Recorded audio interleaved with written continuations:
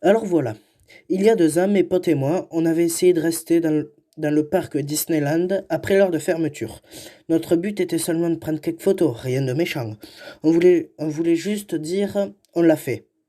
Vous voyez, on est simplement allé de toilette en toilette, de recoin en recoin. On est arrivé à rester là jusqu'à ce qu'ils ferment les portails et que l'équipe de maintenance commence son travail. On a été vraiment surpris de ne pas se faire prendre. C'était presque étrange, quand on sait à quel point Disney prend à cœur la sécurité. Nos cœurs battaient comme si nous étions fous, et on s'est assis là pendant un moment, caché derrière une pierre tombale, pas loin du manoir hanté. On a remarqué que c'était bien vrai. Les noms des membres du personnel de Disney étaient gravés sur chacune d'elles. Donc, on a fini par prendre notre courage à 2 mains, et on est parti rôder aux alentours. On faisait toujours attention de ne pas se faire voir. C'était vraiment étrange. On croisait parfois un employé de maintenance ou un garde qui faisait sa ronde, et on se contentait de l'esquiver ou de se cacher à un angle. Ça a marché, pendant une trentaine de minutes. Et évidemment, on ne pouvait pas continuer comme ça éternellement. Eh oui, on s'est fait prendre. Je veux dire, ils nous ont même félicités pour avoir tenté et presque réussi. Mais l'histoire ne s'arrête pas là. La première chose qu'on a dit quand ils nous ont pris, c'était «Ah, vous allez nous enfermer dans le donjon, hein.» Et on s'est mis à rire. Le garde a rigolé aussi, oui, on s'en sortait pas si mal. Il nous a dit qu'on n'était pas les premiers à essayer de s'introduire après la fermeture. Mais il voulait savoir comment on y était parvenu. On lui a expliqué et il s'est mis à rire en disant que c'était pas un mauvais plan. Puis, il a dit qu'il devait nous amener dans les cachots du parc pour une interrogation plus poussée. Ce qu'on a trouvé étrange, mais on s'attendait depuis le début à ce qu'ils sont été pris ou atterriraient là-bas. C'était, c'était peut-être notre plan depuis le début. Sans doute, on voulait voir les catacombes plus qu'on ne voulait rester dans le parc hors des heures d'ouverture. Alors il a appelé d'autres employés pour l'aider à nous escorter et on s'est mis en route vers Downtown. Puis, nous sommes descendus dans un ascenseur, tout droit, en enfer. La première chose qu'on a remarqué, c'était à quel point l'ascenseur semblait cher. Je sais pas si je me fais bien comprendre, c'est difficile à expliquer. L'intérieur était fait d'acier inoxydable, avec des miroirs sur chaque paroi, et le plancher était recouvert d'une moquette rouge minable, mais il avait l'air cher. Il n'y avait que 2 boutons dans la cabine, sans compter les boutons d'urgence, monter et descendre. J'ai oublié de mentionner qu'ils nous ont jamais passé les menottes, ni attaché les mains. Ils ne faisaient que marcher à nos côtés, s'attendant à ce qu'on les suive. Non qu'on ait pensé à s'enfuir, je veux dire, mais ces types semblaient sympas. Comment on aurait pu s'attendre à ce qu'ils allaient suivre? L'ascenseur s'est arrêté et on a emprunté ce couloir immaculé qui embaumait le Javel. Il n'y avait aucune porte, de quelque côté que ce soit, un couloir entièrement vide et uni. On a marché pendant ce qui semblait être une éternité, et en plus personne ne parlait. Il y avait moi, mes amis, le gardien et 2 agents de maintenance. Finalement, on a atteint une lourde porte métallique munie d'un code d'accès et d'un lecteur de badge. Un des employés y a glissé sa carte, l'autre a tapé sur le clavier. J'ai vu les nombres qu'il y avait tapés, 12, 15, 66, si je me rappelle encore. C'est ce que j'ai découvert plus tard, à quel point ces chiffres étaient chargés de sens, et quand j'y pense, ça me fait rire. C'est vraiment étrange que j'arrive à rire de ça en y pensant, mais bon. Ils nous ont conduits, moi et mes amis, vers un autre corridor. Celui-ci avait plusieurs portes aménagées de chaque côté. Chaque porte avait une petite fenêtre de plexiglas de 25 cm sur le côté en haut à droite. On aurait dit le service de psychiatrie d'un hôpital, pour être honnête. Pas tellement une prison. On est arrivé dans la salle 1901 et il s'y trouvait un unique bureau avec 3 chaises apprêtées pour moi et mes 2 amis. Puis ils nous ont laissés seuls, ici, fermant la porte derrière eux. On s'est assis sur des chaises comme des gamins obéissants et on a attendu leur retour. Mais ils ne sont jamais venus. On a patienté 2 heures et on n'a vu personne. Tim, mon ami, s'est approché de la porte et curieusement, elle n'était pas verrouillée. Il ne l'avait pas ouverte, cependant, il craignait qu'il y avait des gardes dehors et qu'il pensait qu'on cherchait à s'échapper et on ne voulait pas aggraver notre cas. Alors on a laissé passer encore 25-30 minutes, mais on commençait vraiment à s'impatienter et on a finalement décidé de sortir. Le couloir était vide. Aucun signe de vie, rien. On a commencé à appeler. Eh oh, il y a quelqu'un? Personne n'a répondu. On a remarqué que des caméras de surveillance étaient placées au-dessus de chaque porte et on s'est demandé s'il y avait la moindre âme qui vive dans cet endroit. On aurait dû partir sans hésiter, mais encore une fois, on aurait pu savoir à ce moment-là que c'était le mieux à faire. Toutes les portes se ressemblaient et toutes portaient un numéro propre. Ils n'étaient pas dans l'ordre. Les nombres étaient dispersés. Par exemple, notre cellule, c'était la salle 1901, mais la porte suivante portait le numéro 1205. On y avait peu réfléchi un moment et on a fini par supposer que les numéros étaient attribués au hasard. On marchait le long de ce couloir sans vraiment savoir où on allait, ce qu'on espérait trouver ou simplement ce qui avait de l'importance. Guy, mon autre ami, a décidé qu'on devait juste sortir. D'après lui, s'il avait vraiment besoin de nous ici, il serait revenu et c'est peut-être juste une tactique pour nous effrayer. Il voulait juste sans doute nous faire croire qu'on avait été arrêtés et il nous attendait dehors en rigolant. J'étais vraiment las de tout ça. Tim, lui, était resté calme pendant tout ce temps, se contentant de hocher la tête de temps en temps. Il était plus intéressé par les petites fenêtres qu'il avait dans les coins des portes. C'était pas une bonne idée, j'essaie de lui dire, bien sûr. Mais on n'écoute pas sa raison quand on flippe. Comme on flippait à ce moment-là, et même grave. Les caméras au-dessus des portes avaient un système de détection de mouvement et suivaient nos errements à travers les couloirs déserts. Une petite lumière rouge au-dessus de l'objectif qui clignotait chaque seconde et on n'entendait pas un bruit, à part notre respiration et nos bruits de pas, puis c'est arrivé. On avait atteint le bout du couloir. Malheureusement, la porte avait un autre code. J'ai essayé celui d'avant, celui que je les avais vus entrer tout à l'heure, mais il était invalide. À ce moment précis, les lumières se sont éteintes et on a entendu les portes. Bon Dieu, je les revois encore aujourd'hui. Ces putains de portes se sont ouvertes, toutes alignées le long des murs. Elles ont produit un grincement, puis un grand fracas, comme elles heurtaient avec force le mur derrière elles.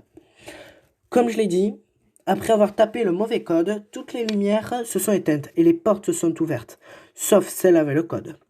On avait aussi remarqué qu'au moment de l'ouverture, de la lumière s'échappait par les portes. On était resté là, abasourdi, pendant environ 5 minutes, sans savoir quoi faire. On a supposé qu'on venait d'enclencher une alarme et que c'est juste le protocole, une manœuvre normale en cas d'évasion. Qu'est-ce qu'on était supposé penser? Alors on est retourné sur nos pas en s'éloignant de la porte verrouillée. Pour une raison ou une autre, on s'est mis à paniquer et on a été pris d'une envie de courir. On ne s'était pas concerté. C'était comme si à ce moment précis on avait tous su qu'on devait le faire. On n'a pas commencé à regarder par les portes avant d'être passé devant une dizaine environ. Devant chaque ouverture se tenait un personnage en costume. On a couru devant des Donald, des Mickey, des Dingo plutôt, etc. C'était dément et on a crié aussi fort que nos poumons le permettaient. Je sais ce qu'on dit, ne regarde jamais derrière toi quand tu cours. Mais je l'ai fait, ils quittaient leur cellule et nous suivaient. Ils ne couraient pas, ils se contentaient de marcher nonchalamment, ce qui rendait ça encore plus terrifiant, presque comme s'ils savaient qu'on n'avait nulle part où aller. Aujourd'hui, je me demande encore si ce n'était pas dans ma tête, juste à cause de la peur et de la pire panique, qu'on vivait à ce moment-là. Mais je le jure sur ma vie, que j'ai entendu se jouer It's a Small World à travers un interphone. J'ai une grande peur des poupées et l'attraction m'a toujours effrayé. Et maintenant, je les voyais, les petites poupées mécaniques se tenaient dans l'encadrement des portes. Alors comme passé, les personnages en costume nous suivaient toujours. Les poupées ne nous pourchassaient pas, Dieu merci. Je crois que j'aurais fait une attaque si je les avais vus nous poursuivre. Ça n'arrangeait pas tant que les choses. Je veux dire, combien de fois avez-vous été suivi par un groupe de gens costumés, apparemment disposés à vous dévorer vivants. Du moins, c'est ce que je me suis dit pour me persuader de continuer à courir. S'arrêter signifiait se faire dévorer par un putain de Donald Duck. Je sais pas pour vous, mais c'est pas comme ça que je vais mourir. Tim pleurait, Guy transpirait et respirait fort, et j'ai tourné la tête pour voir si on était toujours suivi. Bien sûr, on l'était toujours. Je ne suis plus sûr de combien de portes on avait dépassé à cet instant, ou s'il y avait vraiment un personnage différent devant chacune, mais je savais que ce couloir avait une fin et on allait sortir de là rapidement. Plus facile à dire qu'à faire. Après 1 ou 2 minutes de course, en plus, j'ai à nouveau regardé en arrière et j'ai vu qu'on nous poursuivait, qu'on ne pouvait plus rien voir derrière nous. J'entendais toujours le bruit de leurs pas, mais je suppose qu'on était trop loin pour les voir. et qu'il continuait de marcher normalement. Le couloir se poursuivit sur ce qui semblait être une éternité, et Guy a eu besoin de s'arrêter, où il allait tomber d'épuisement. La porte à côté de nous était ouverte, la lumière allumée, mais rien dans la pièce. J'ai décidé qu'on se cacherait là, le temps qu'on reprenne notre souffle et qu'on puisse continuer à avancer. Alors qu'on fermait la porte derrière nous, j'ai remarqué qu'elle portait le numéro 1966. Encore une fois, ça ne nous évoquait rien en ce moment. Tim arpentait la pièce. Guy était allongé par terre, respirant toujours aussi fort, et j'étais à la fenêtre. Je ne voyais rien dehors. Plus de musique, plus rien. Il faisait sombre dans le couloir. C'était difficile d'en être sûr. Mais je suppose que j'aurais pu voir des formes ou des ombres, n'importe quoi. J'ai continué à regarder. Après une quinzaine de minutes environ, Guy a dit qu'il était prêt à repartir. Tim était le seul parmi nous assez malin pour sortir son téléphone. Aucun signal, évidemment. Il a ouvert la porte lentement, précautionneusement, mais on n'entendait aucun bruit de pas. Plus rien ne nous suivait. Mais on a pris le risque. On s'est remis à courir. Ça nous a pris environ moins d'une dizaine de minutes en plus pour atteindre la porte. Elle n'y avait pas de corde et elle était ouverte. Et on est entré dans le corridor d'avant. Et Dieu merci, il n'y avait aucune porte. On a couru jusqu'à l'ascenseur, on a pressé le bouton monter et on s'est regardé, encore éberlué par ce qui venait de se passer. Aucun de nous ne parlait. On a juste entendu ce que la porte s'ouvrait, on est retourné à Toontown et on a commencé à se diriger vers le portail principal. On a fait profil bas, utilisant la même technique d'esquive qui nous avait amenés ici. Les employés de maintenance et les responsables de sécurité étaient toujours là. Mais on ne pouvait pas attendre plus longtemps. Finalement, Tim n'a plus tenu et est parti en sprintant. Je ne voyais pas ce qui avait pu le mettre dans cet état jusqu'à ce que je voie que tout le monde dans le parc était immobile nous fixant, le visage blême. La voix dans les haut-parleurs disait que 3 fugitifs s'étaient échappés et devaient être accompagnés à leur cellule. On a immédiatement rattrapé Tim. Des personnes en costume ont jailli des ombres, des employés, des gardes derrière eux. Tout le monde nous courait après. Je n'y voyais pas clair, mais je pouvais imaginer la bave dégoulinant de leur gueule. Ils voulaient qu'on retourne là-dessous. On s'était échappé et ils étaient furieux. Le portail était tout près. Le plus effrayant de tout ça, c'est qu'on n'entendait rien, à part la voix dans l'interphone. Aucun bruit de fond, aucun son de la part des employés. Même maintenant qu'on courait apparemment pour nos vies, les personnages, les employés, les gardes, aucun d'entre eux ne nous adressait le moindre mot. Aucun ne criait, aucun ne nous disait de nous arrêter. Rien que le bruit de nos pas et parfois Guy qui suffoquait. Mais après qu'on soit arrivé à passer le portail principal du parc, on a continué à courir jusqu'au parking. La voiture n'était plus là. Et on était planté là sans savoir quoi faire. On a continué à pied sur l'autoroute pendant des kilomètres en s'arrêtant parfois pour reprendre notre souffle. On a continué jusqu'à atteindre une petite station-service où Tim a réussi à appeler un taxi. Il nous a reconduits à l'hôtel où on dormait. On a payé la course et chacun est retourné dans sa chambre. Finalement, le lendemain, on a reçu un appel du bureau d'accueil et on s'est présenté en bas.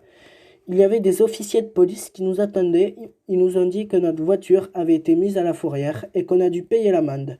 Ils nous ont rien dit ni demandé de plus et on ne s'est pas embêté à dire à la police ce qui nous est arrivé hier soir. Mais maintenant, des gens qui n'ont aucune raison de ne pas me croire continuent de le faire. Alors comment le pourrait devant un homme de loi? On les a pas nuits avec ça, on a juste payé l'amende et on est rentré chez nous. Pendant tout le trajet de retour, personne n'a parlé de ce qui s'était passé. Ce n'est que 2 semaines après que je me suis mis à chercher les numéros dont je me souvenais, simple curiosité. Comme vous le savez, sans doute, Walt Disney est né le 5 décembre 1901. Le chambre où on se trouvait était la 1901 et celle d'à côté, la 1205. De plus, il est mort le 15 décembre 1966, ce qui était le code que l'employé entrait pour nous conduire dans le couloir principal. Quelle étrange coïncidence, me suis-je dit. Est-ce que tout ça était bien vrai? Je n'en sais rien. Peut-être que c'était juste notre imagination. Nous étions fatigués. Il était à peu près 1h du mat quand on s'est échappé. Alors c'est possible que ce soit ça. N'empêche, j'oublierai jamais ça. Je n'y suis plus revenu depuis.